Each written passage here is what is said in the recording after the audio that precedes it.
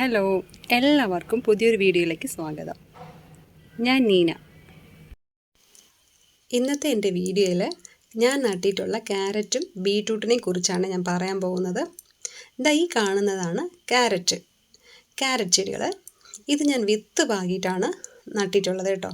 അതായത് ഞാൻ പിഴുത് മാറ്റി നട്ടിട്ടില്ല, വിത്ത് പാകി കിളിർപ്പിച്ച് നിൽക്കുന്നതാണ് ഇതൊക്കെ.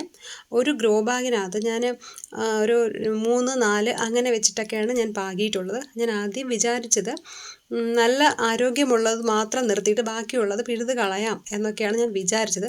പക്ഷേ എനിക്ക് പിഴാനായിട്ട് അങ്ങനെ തോന്നിയില്ല. ചിലതിലൊക്കെ 2 എണ്ണം പൊടിച്ചിട്ടുണ്ട്, ചിലർ 1 മാത്രം പൊടിച്ചതുകൊണ്ട്, പിന്നെ 4 പൊടിച്ച ഗ്രോ ബാഗും ഉണ്ട്. അപ്പോൾ ഇതിൻ്റെ പോട്ടിംഗ് മിക്സ് എന്താണെന്ന് വെച്ചാൽ ഞാൻ ചകിരിച്ചോറും മണ്ണും ഒരേപോലെ എടുത്തു. കാരണം ഇതിന് ഈർപ്പം നന്നായിട്ട് ആവശ്യമാണ്. ഇത് തണുത്ത കാലാവസ്ഥയിലാണല്ലോ വളരുന്നതും.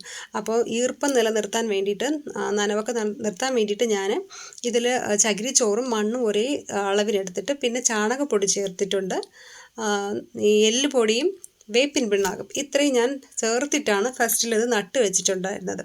അപ്പോൾ ഇതിൽ ഇപ്പം നട്ടിട്ട് 1.5 മാസമായി. അപ്പോഴേക്കും ഇതിൽ കായൊക്കെ ചെറുതായിട്ട് പുറത്ത് കാണുന്നുണ്ട്.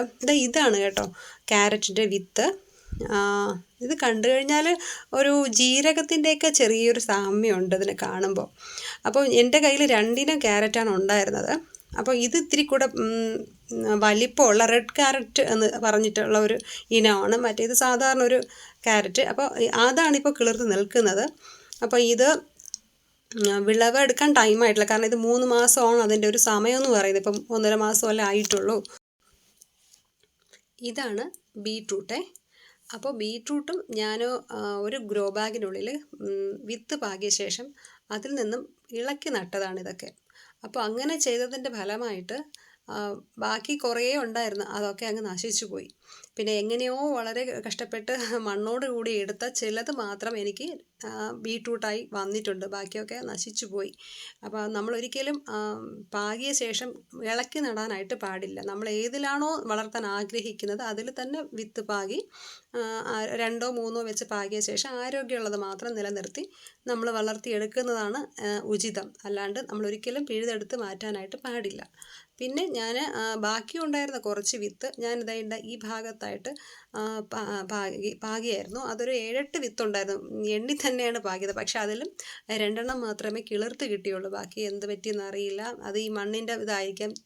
കാരണം ഞാൻ ഗ്രോ ബാഗിൽ നട്ടപ്പോൾ ഒരുപാട് ചകിരിച്ചോറൊക്കെ പാകിയിട്ട് നിറച്ച് നട്ടതാണ്. പക്ഷേ ഇതിൽ ഇത്തിരി മണ്ണ് കുറച്ച് ഹാർഡൊക്കെ ആയിരുന്നു, അതുകൊണ്ടായിരിക്കാം കിളിർക്കാതെ പോയത്.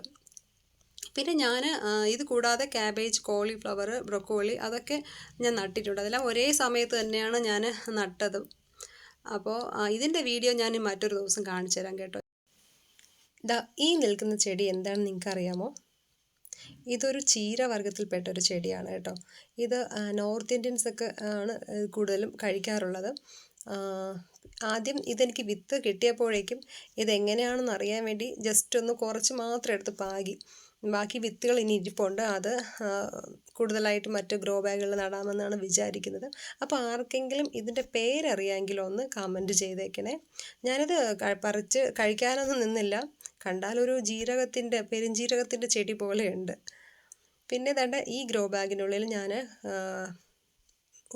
ഉള്ളിയുടെ വിത്ത് പാകിയിട്ട് കിളിർപ്പിച്ചതാണ്. ഇതിലും ഞാൻ കുറച്ച് ഇത് സവാളയാണ് കേട്ടോ. ഞാൻ കുറച്ച് കൂടുതലായിട്ട് പാകിയെങ്കിലും 3 എണ്ണം മാത്രമേ അതും രക്ഷപ്പെട്ട് കിട്ടിയിട്ടുള്ളൂ. ബാക്കി കുറച്ച് വിത്തുകളുണ്ട്. വെള്ള സവാളയുടെയും റെഡിൻ്റെയും ഉണ്ട്, അത് നടണം. പിന്നെ ഈ കാണുന്നത് എൻ്റെ വെള്ള വഴുതന. അത് വെയിറ്റും ഉണ്ട്, ചാഞ്ഞിപ്പോൾ ഒടിയാറായി നിൽക്കുന്നത്. ഞാൻ ഊന്നൊന്നും കൊടുത്തില്ല. ഒന്നുകിൽ ഇതിൽ ഊന്ന് കൊടുക്കണം, അല്ലാന്നുണ്ടെങ്കിൽ അതങ്ങ് പോകും. അപ്പം ഞാൻ ഇത് പറിച്ചെടുക്കാം. ഇന്നത്തെ വൈകുന്നേരത്തെ ചായക്കാവുമല്ലോ. ചായക്ക് നമുക്ക് ബജ്ജി ഉണ്ടാക്കാമെന്ന് ഞാൻ വിചാരിക്കുന്നു. ഞാൻ എന്നും രാവിലെയും വൈകിട്ടും ഇതിന് വെള്ളം നനയ്ക്കാറുണ്ട് കേട്ടോ. കാരണം നല്ല വെയിലാണ്. ഒരു നേരം മാത്രം വെള്ളം ഒഴിച്ചതുകൊണ്ട് കാര്യമായില്ല. ഇതിൻ്റെയൊക്കെ ഈർപ്പം നിലനിർത്താൻ വേണ്ടി മസ്റ്റായിട്ടും 2 നേരം വെള്ളം ഒഴിക്കാറുണ്ട്. പിന്നെ കണ്ടോ എൻ്റെ തക്കാളി, ഒറ്റ ദിവസം കൊണ്ട് അതിന് വാട്ടരോഗം വന്നതാണ്. നമ്മുടെ തക്കാളിക്കും കത്തിരിക്കയ്ക്കും വരുന്നൊരു പ്രോബ്ലമാണിത്. എന്നാൽ ഇതിൽ വേറെ പ്രശ്നങ്ങളൊന്നുമില്ല. വേറെ ഗ്രോ ബാഗുകളിൽ നട്ടിരിക്കുന്നത് നന്നായി തന്നെ നിൽപ്പുണ്ട്. അതിൻ്റെ 2-3 കത്തിരിക്കയും പെട്ടെന്ന് നിൽപ്പിനിങ്ങനെ നശിച്ചു പോയിട്ടുണ്ട്. പിന്നെ ഇത് വിളവെടുക്കാറൊന്നും ആയിട്ടില്ല. 1.5 മാസമല്ലേ ആയിട്ടുള്ളൂ. 3 മാസം ആവണം അതിൻ്റെ വിളവെടുക്കാൻ ടൈം. അപ്പോൾ വിളവെടുക്കുന്ന ടൈമിൽ ഞാൻ നിങ്ങളെ കാണിച്ചു തരാം. ഇതിൻ്റെ റിസൾട്ട് എന്താണ്, നല്ല കായ് കിട്ടുന്നുണ്ടോ എന്ന് ഞാൻ കാണിച്ചു തരാം. അപ്പോൾ എൻ്റെ വീഡിയോ എല്ലാവർക്കും ഇഷ്ടപ്പെട്ടെന്ന് വിചാരിക്കുന്നു. എന്നെ ഹെൽപ്പ് ചെയ്യണം എല്ലാവരും. ലൈക്കും ഷെയറും ഒക്കെ ഞാൻ പ്രതീക്ഷിക്കുന്നു. മറ്റൊരു വീഡിയോയുമായി ഞാൻ വീണ്ടും വരുന്നതാണ്. അതുവരെ ബായ്.